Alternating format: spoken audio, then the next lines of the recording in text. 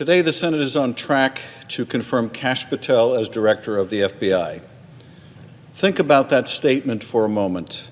Kash Patel, conspiracy theorist, January 6 denier, MAGA sycophant, and political provocateur, will be FBI director. The absurdity of it, the destructive consequences of it, and it's worth asking today, how did we get here? To such an extreme point, to this moment when someone so patently unqualified, really disqualified from any position of responsibility, is poised to become director of the nation's preeminent law enforcement agency.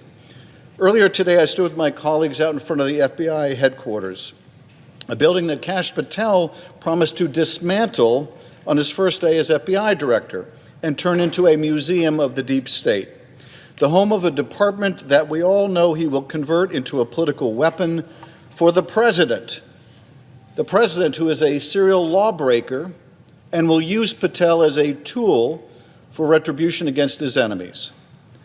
But in a democracy, law enforcement does not serve the president, let alone someone who fashions himself as a king. Law enforcement serves the people. It is nonpartisan. It is not a vehicle of political payback for a political party. And yet we are watching the FBI and DOJ hollowed out, dismantled, and turned into an investigative and prosecutorial extension of Donald Trump's White House. We are watching it live in real time. It is already happening in that building we visited this morning. In just the last month, Donald Trump's Department of Justice has engaged in a brazen, sweeping purge, a rolling Saturday night massacre, an unmistakable campaign to intimidate, to punish, and to drive out thousands of hardworking, nonpartisan FBI and career DOJ employees. This is happening as we speak. Acting Deputy Attorney General Emil Bove fired roughly 24 prosecutors involved in January 6 criminal cases, not for cause, not for corruption, not for misconduct. They were fired for failing what is in effect a loyalty test. A loyalty test. A MAGA mob attacks the Capitol on January 6th to stop the peaceful transfer of power. They beat police officers, gouge them, bear spray them, all in the service of an even bigger crime, stopping the peaceful transfer of power after Donald Trump lost his re-election. And they get pardoned by Donald Trump. The lawbreakers get pardoned. And the brave FBI agents who track down these violent miscreants, these agents get punished. They get fired. They get purged. The one-man wrecking ball that is Donald Trump is turning the world upside down. The criminals are being pardoned and the cops are being punished. Now, Kash Patel sat before the Senate Judiciary Committee and under oath insisted he knew of no plans to punish FBI employees involved in investigations related to Donald Trump. He positively levitated at the suggestion that such a thing could even be true. Then within days, top FBI agents were fired. Thousands of FBI employees, career professionals, were sent a detailed questionnaire demanding they disclose any involvement in investigations related to the January 6th insurrection. A warning accompanied this. Additional personnel actions could follow. And yet, Mr. Patel testified that, quote, there will be no politicization at the FBI. There'll be no retributive actions taken by any FBI should I be confirmed as FBI director. He sat in that committee room and told the Senate all FBI employees will be protected against political retribution. That was a Thursday. 3 weeks ago, the very next day, the purges began. Before the ink had dried on the transcript of that hearing, the retribution campaign had begun. In his written response to questions, Patel denies knowing about these actions in advance, denies knowing whether he discussed these dismissals with the White House, the DOJ, or the FBI. He wrote, I do not recall having conversations with the transition team about pursuing any particular investigations or targets. I asked him in writing about these actions, and his answer was he doesn't remember. But in fact, whistleblowers have come forward to testify or to state that not only did Patel know about the upcoming purges, he was directing those dismissals. How could he not recall that? It wasn't years ago or even months. It was days before. Days before his written answers to those questions, those written answers where he said he couldn't recall, he was directing these purges covertly as a private citizen. But he doesn't recall. Purges of quality career professionals who dedicated their lives to the rule of law, who have been fired, laid off, or forced out because they dared investigate a violent insurrection on our Capitol, or the president's retention of classified documents that contained our nuclear and other national security secrets. There was a time in our country when the FBI was weaponized, when it served as a sword for the president, and the DOJ served as his shield, when Hoover authorized covert harassment campaigns against the perceived enemies of the president. We thought those days were over, and they were over until now. We must not put in place a Roy Cohn for the president, someone who will bend and break the law to serve the president's personal and political aims. For therein lies the path to corruption, to unlimited power, and to malfeasance of the highest order. We put up guardrails to prevent one man and his cadre of company men from turning the Bureau and Department into a partisan and lawless battering ram. We must not take them down, because we know the road that lies ahead. And we know that Donald Trump cannot destroy the nonpartisan character of the FBI and the Department of Justice without his enablers.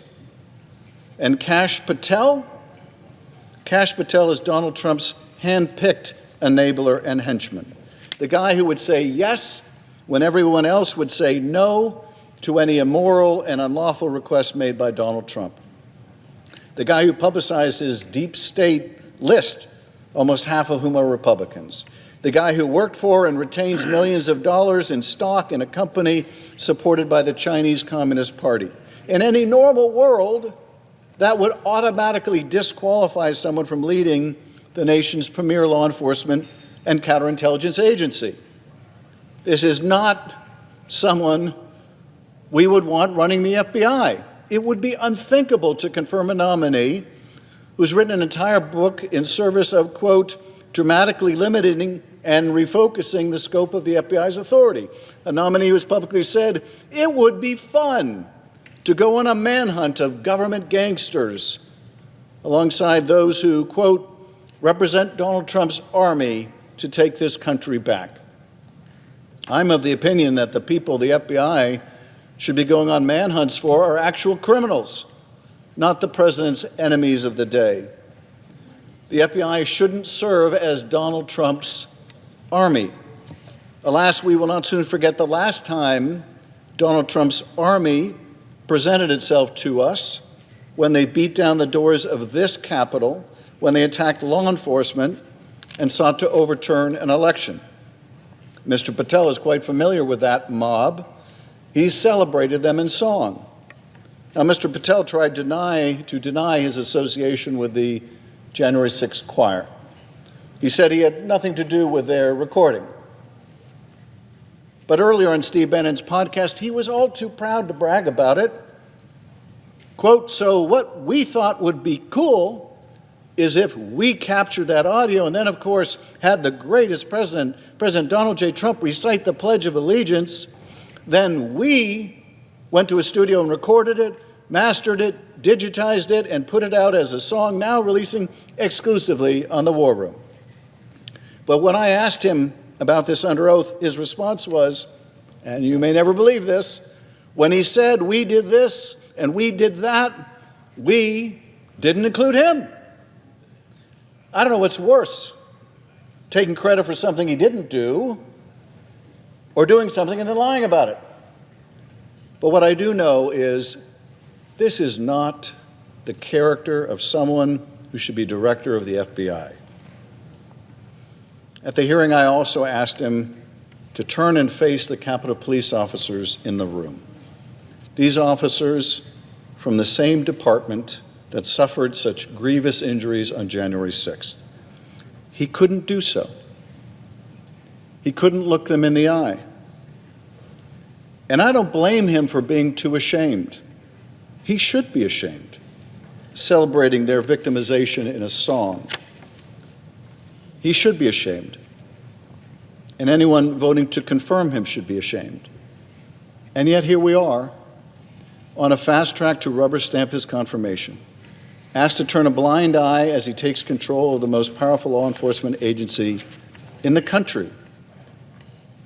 That is what my Republican colleagues seem poised to do, and I will ask again, how on earth did we get here?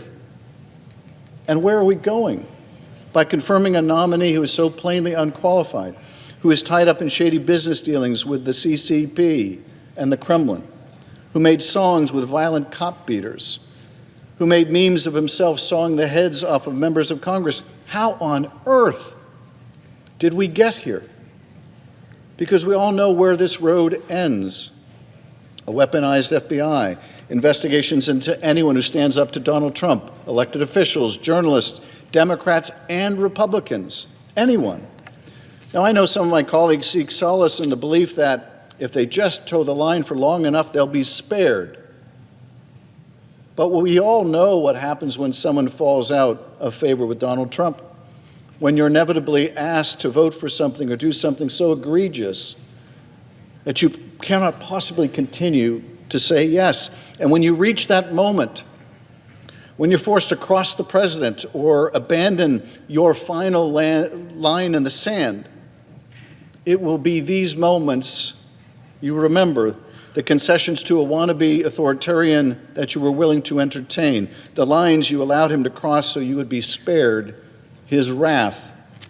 But you will not be spared. No one is. Not the veteran, nonpartisan employees at the FBI, not the maverick, moderate members of this body, not even the most extreme supporters, left out in the cold the moment they are no longer valuable to this president. When, not if, when you fall out of favor with Donald Trump, Patel and others may be unleashed on you as well.